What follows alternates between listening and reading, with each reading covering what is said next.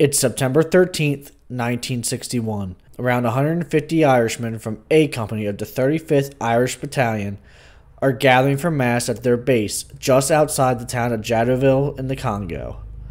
Their quiet morning is quickly disrupted by the crackle of gunfire as the Irish base falls under attack. The next 5 days will be some of the most intense combat in the entire history of the Irish Defence Forces.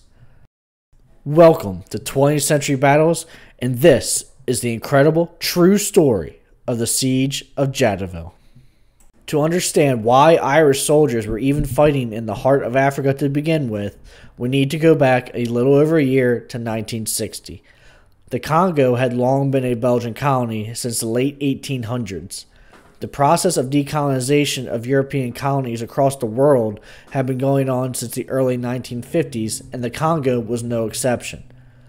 By 1960, an agreement had been reached between Congolese leaders and the Belgian government for the nation to become independent on June 30th, 1960. Things were not as simple as they sound. There was much strife between many factions within the Congo. One of these was located in the Congolese province of Katanga. Located here was the Confederation of Tribal Associations of Katanga, or CONACAT. CONACAT was a regional political party led by Moise Tshombe. Shortly after independence on June 30th, Tshombe declared the province of Katanga independent with himself as president on July 11th, 1961. Katanga was by far the wealthiest part of the nation on account of its vast mining operations.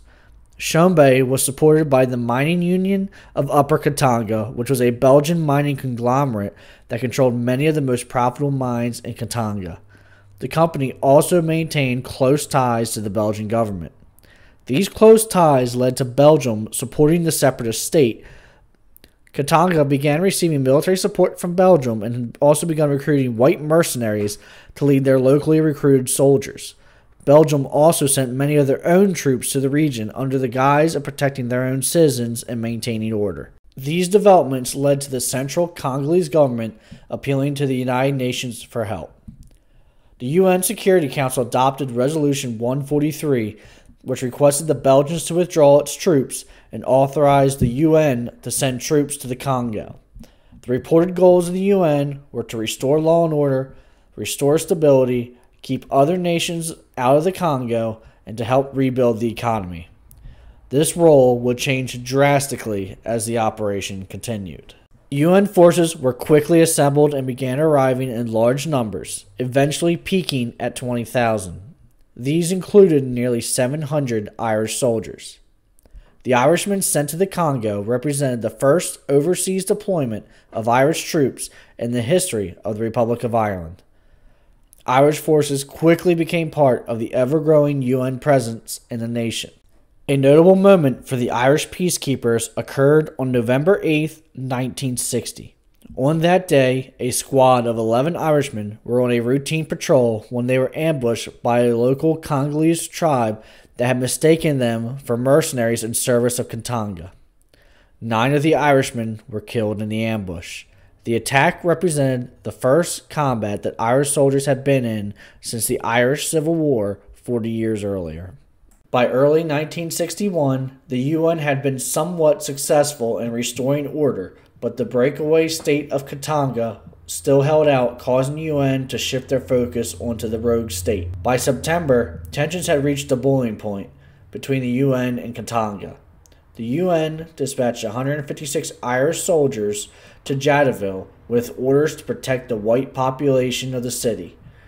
What they found instead was a completely hostile population, and unbeknownst to the Irishmen, the Katangese had begun reinforcing and building up their forces in the area in anticipation of a confrontation with the UN. Before moving on to the fighting of Jadotville, let's break down the opposing forces.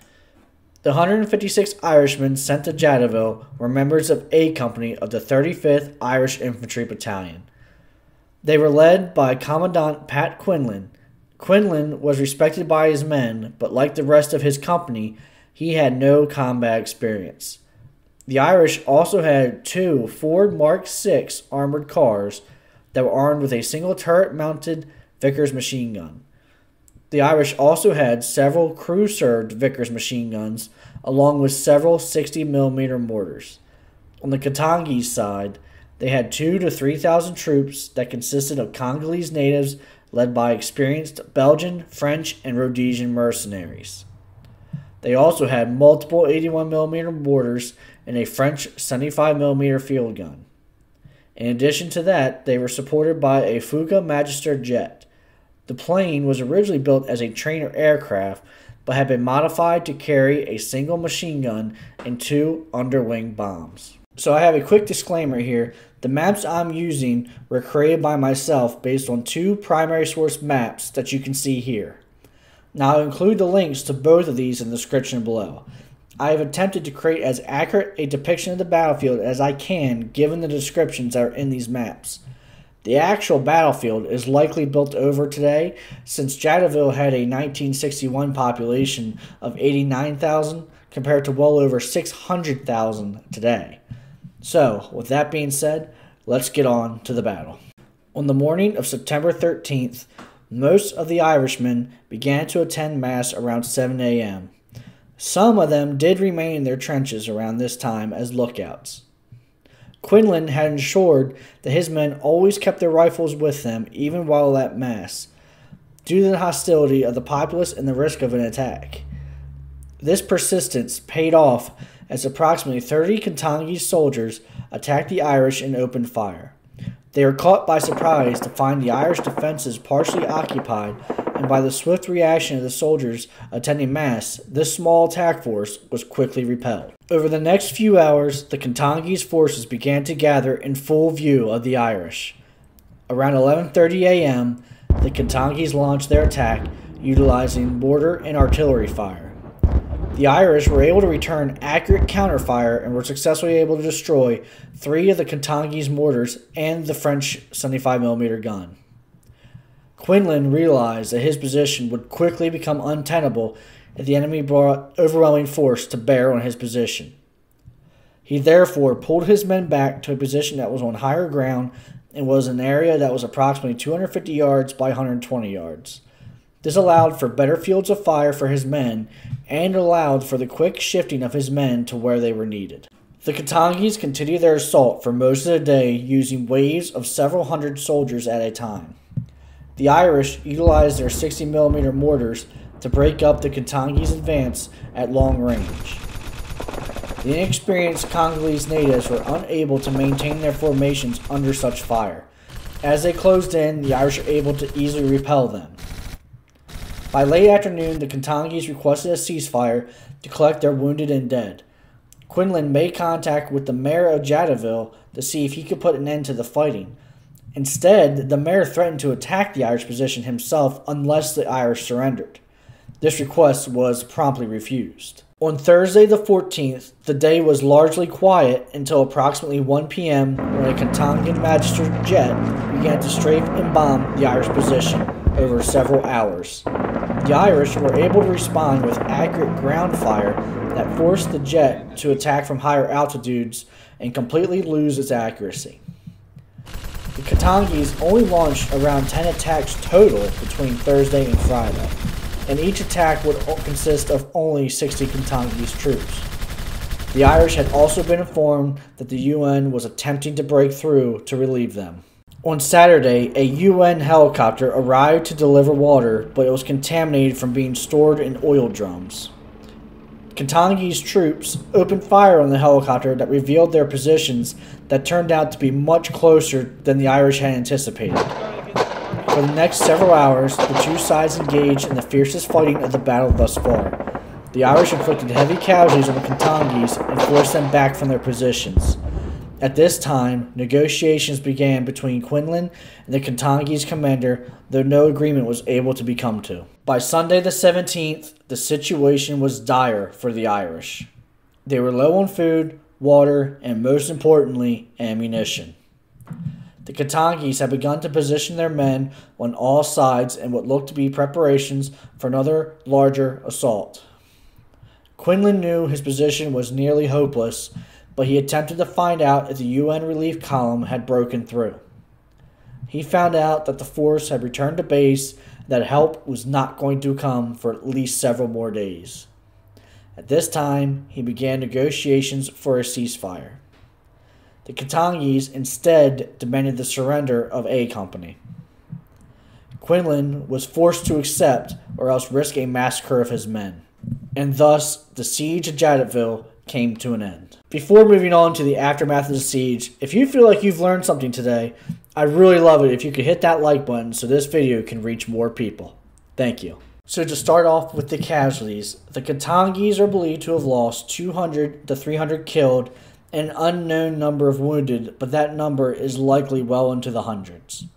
The Irish only suffered 5 wounded out of the entire 156-man company, though the entire unit was captured.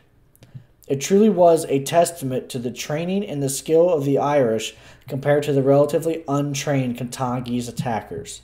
It also needs to be noted that the skill of their commander, Commandant Quinlan, also played a huge role in the Irish not suffering any more than they did. For Katanga, the capture of the Irish soldiers failed to bring about a ceasefire with the UN, and they had taken heavy casualties in the process. The UN continued to take an aggressive stance against Katanga, which included launching a series of offensives against the rogue state.